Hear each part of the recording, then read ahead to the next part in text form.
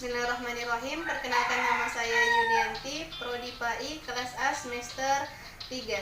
NIM saya 19010101012. Video ini saya buat guna untuk memenuhi mata kuliah saya, yaitu pembelajaran SKI di madrasah yang dipimpin oleh Ibu Hajah Marlina MPDI. Selamat menyaksikan. Bismillahirrahmanirrahim. Assalamualaikum warahmatullahi wabarakatuh. Waalaikumsalam warahmatullahi wabarakatuh. Selamat pagi semua. Pagi. Bagaimana kabarnya hari ini? Baik. Alhamdulillah. Baik, bersama saya kita akan mempelajari tentang sirah atau SKI, yaitu sejarah kebudayaan Islam, dengan tema perkembangan Islam masa Bani Abbasiyah di Baghdad. Nah, pada tema kali ini kita mempunyai 5 poin penting. Yang pertama yaitu latar belakang berdirinya dinasti Abbasiyah, yang kedua proses berdirinya dinasti Abbasiyah, dan yang ketiga periode dinasti pada masa Abbasiyah, dan yang keempat tokoh-tokoh di era Abbasiyah, dan yang kelima adalah khalifah-khalifah yang berpengaruh pada dinasti Abbasiyah. Nah, adapun tujuan kita untuk mempelajari tema kali ini yaitu agar kita dapat mengetahui bagaimana perkembangan dinasti Abbasiyah dan siapa saja khalifah-khalifah yang berpengaruh pada dinasti Abbasiyah. Nah, sebelum kita melangkah ke poin penting, yaitu ada 5 poin penting tadi, kita akan membahas terlebih dahulu tentang judul-judulnya, yaitu mengenai perkembangan Islam masa Bani Abbasiyah di Baghdad. Ada yang tahu apa itu perkembangan Islam? Saya, Bu. Silahkan. Perkembangan Islam adalah di masa di mana sudah banyak ajaran-ajaran Islam yang dibawa para raja. Oke, terima kasih, bagus sekali ya. Jadi perkembangan Islam itu adalah masa di mana sudah banyak ajaran-ajaran Islam yang dibawakan oleh para raja-raja, dan sudah banyak masyarakat-masyarakat yang masuk dalam ajaran agama Islam. Dan yang kedua adalah Bani Abbasiyah. Apa itu Bani? Ada yang tahu? Tidak ada. Oke, jadi Bani adalah sebutan keluarga keturunan dari seorang tokoh terkenal. Sedangkan Abbasiyah yaitu nama dari paman termuda Rasulullah Sallallahu Alaihi Wasallam, yaitu Abbas. Oke, selanjutnya kita akan masuk ke poin pertama, yaitu pokok pembahasan kita pada hari ini, yaitu latar belakang berdirinya dinasti Abbasiyah. Jadi, latar belakang berdirinya dinasti Abbasiyah ini tidak terlepas dari runtuhnya dinasti Umayyah. Jadi dinasti Umayyah ini berkuasa kurang lebih 90 tahun hingga akhirnya mengalami kemunduran-kemunduran. Dinasti Umayyah berkuasa kurang lebih 90 tahun sehingga pada akhirnya mengalami kemunduran-kemunduran. Yang menjadi kemundurannya ini ditandai dengan melemahnya sistem politik dan pemerintahannya. Kemudian yang menjadi faktor kemunduran Bani Umayyah ini ada beberapa hal. Cuma saya hanya sebutkan 3 hal saja. Yang pertama yaitu figur khalifah yang lemah. Yang kedua adalah tidak adanya ketentuan mekanisme pengangkatan khalifah. Dan yang ketiga adalah tidak memiliki integrasi keagamaan dan politik yang sesuai dengan syariat Islam. Dan pada masa pemerintahan dinasti Umayyah, khalifah-khalifahnya ini melakukan kesalahan-kesalahan yang sangat fatal sehingga menyebabkan dinasti Umayyah ini runtuh dan dikalahkan oleh dinasti Abbasiyah, yaitu dikalahkan oleh keturunan Abbas. Oke, jadi kesalahan yang dilakukan oleh para khalifahnya dinasti Umayyah ini, yang pertama yaitu dinasti ini selalu menindas para pengikut Ali dan Bani Hashim, sehingga pada akhirnya kelompok inilah yang nantinya akan membentuk kelompok-kelompok baru, yaitu Syiah. Nah, yang selanjutnya, setelah mereka membentuk kelompok, maka mereka akan bersatu dan dikoordinasi oleh keturunan Abbas untuk melemahkan atau meruntuhkan dinasti Umayyah.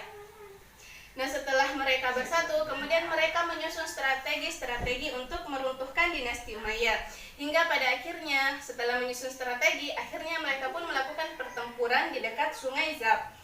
Nah, pada akhirnya di sini khalifah terakhir dinasti Umayyah ini dikalahkan oleh nah, setelah mereka melakukan pertempuran di dekat Sungai Zab, akhirnya khalifah terakhir dinasti Umayyah ini terbunuh di Mesir, yaitu Marwan bin Muhammad, yaitu khalifah yang terakhir dari dinasti Umayyah.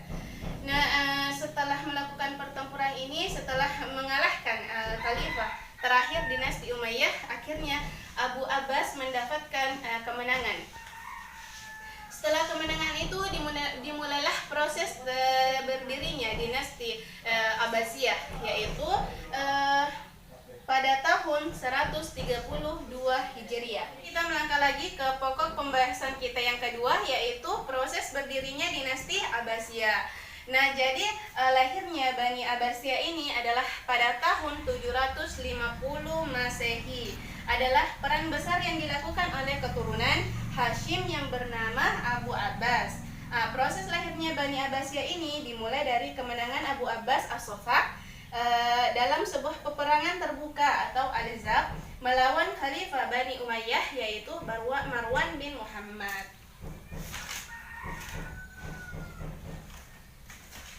Nah, kemudian dinasti Abbasiyah atau kekhalifahan Abbasiyah adalah kekhalifahan kedua Islam yang berkuasa di Baghdad, yang ini sekarang adalah ibu kota Irak. Nah, kekhalifahan ini berkembang pesat dan menjadikan Islam sebagai pusat pengetahuan dengan menerjemahkan dan melanjutkan tradisi-tradisi keilmuan Yunani dan Persia. Nah, itulah mengapa dinasti Abbasiyah ini disebut dengan masa keemasan bagi umat Islam. Dinasti Abbasiyah ini ada beberapa orang. Yang pertama itu Ali bin Abdullah bin Abbas, yang kedua adalah Muhammad bin Ali bin Abdullah, yang ketiga adalah Ibrahim al-Imam, dan yang keempat adalah Abu Muslim al-Khurasani, dan yang kelima adalah Abu Abbas As-Sofa, yaitu khalifah pertama, dan yang kedua adalah Abu Ja'far al-Mansur adalah khalifah kedua. Nah, kita melangkah lagi ke materi selanjutnya atau pokok pembahasan kita selanjutnya, yaitu periode dinasti Abbasiyah. Nah, periode dinasti Abbasiyah ini menurut sejarawan mereka membagi 5 masa pemerintahan dinasti Abbasiyah, yaitu menjadi 5 periode. Yang pertama, periode pertama itu adalah masa-masa kejayaan dinasti Abbasiyah. Sedangkan periode kedua disebut juga dengan periode Turki pertama karena masa pemerintahannya mulai dimasuki oleh orang-orang Turki. Dan yang ketiga adalah periode yang mulai dimasuki dinasti Buayhi. Yang keempat adalah pemerintahan yang dikuasai oleh Bani Saljuk atau disebut juga dengan masa pemerintahan Turki kedua. Sedangkan periode kelima yaitu masa khalifah yang bebas dari dinasti lain. Nah, pada setiap periode ini tentunya memiliki khalifahnya masing-masing dan 37 khalifah. Di antara 37 khalifah ini ada beberapa khalifah yang sangat berpengaruh pada masa kejayaan dinasti Umayyah. Yang pertama itu Abu Abbas As-Sofa. Nah, Abu Abbas As-Sofa ini dia merubah Selat Durmus menjadi Bandar Abbas, dan Bandar Abbas merupakan kota yang terletak di sebelah selatan Iran, yang kini penduduknya berjumlah 352.000 jiwa. Dan yang kedua adalah Abu Ja'far al-Mansur. Dia menggeser pusat pemerintahan dari Damaskus, Suriah ke Baghdad, Irak, dan membangun istana yang bernama Madinatus Salam. Dan yang ketiga ada Harun ar-Rasyid. Nah, di era Harun ar-Rasyid ini Bani Abbasiyah mencapai puncak kejayaannya. Karyanya yang sangat dikenal yaitu dengan membangun Baitul Hikmah yang digunakan sebagai perguruan tinggi, tempat penelitian, lembaga penerjemah, dan perpustakaan. Kemudian yang keempat ada Al-Makmum. Di masa ini banyak bermunculan ilmuwan-ilmuwan terkenal untuk berbagi informasi, pandangan, dan budaya di Baitul Hikmah. Kemudian yang terakhir ada Al-Mu'tasim. Al-Mu'tasim ini membangun dan memindahkan ibu kota Bani Abbasiyah di Baghdad ke sebuah kota yang indah yang dikenal dengan Sarrah Man Ro'ah, yang artinya menggembirakan orang-orang yang melihatnya, atau dikenal dengan nama Samara. Jadi selanjutnya yaitu tokoh-tokoh pada era dinasti Abbasiyah. Di sini ada beberapa bidang, cuma saya hanya menyebutkan 4 bidang saja, yaitu fikih, hadis, filsafat, dan kedokteran.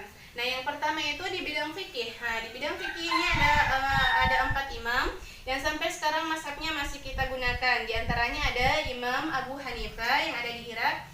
Kemudian Imam Malik Madinah, Imam Syafi'i, dan Imam Ahmad bin Hanbal. Dan yang kedua, di bidang kedua yaitu ada ilmu hadis.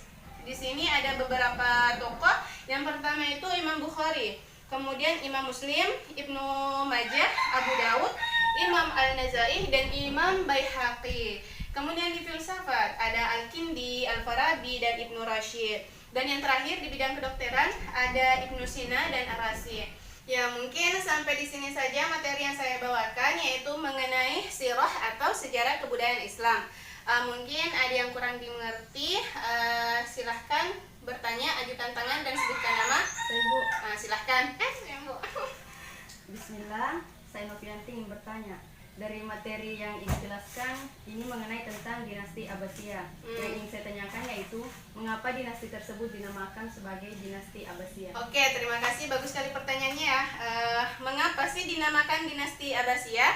Nah, dinamakannya dinasti Abbasiyah ini karena para pendiri dan penguasanya itu banyak dari keturunan Abbas. Banyak dari keturunan Abbas bin Abdul Muthalib, yaitu paman Rasulullah Shallallahu Alaihi Wasallam. Kemudian para pejuang-pejuangnya juga itu banyak dari keturunan Abbas. Maka berdirinya dinasti ini dinamakan dinasti Abbasiyah. Mungkin itu saja. Ada yang ingin menambahkan? Ya, ada Bu. Oke, terima kasih. Mungkin sampai di sini saja materi kita pada hari ini. Semoga apa yang saya sampaikan dapat menambah ilmu kita, dapat menambah wawasan kita.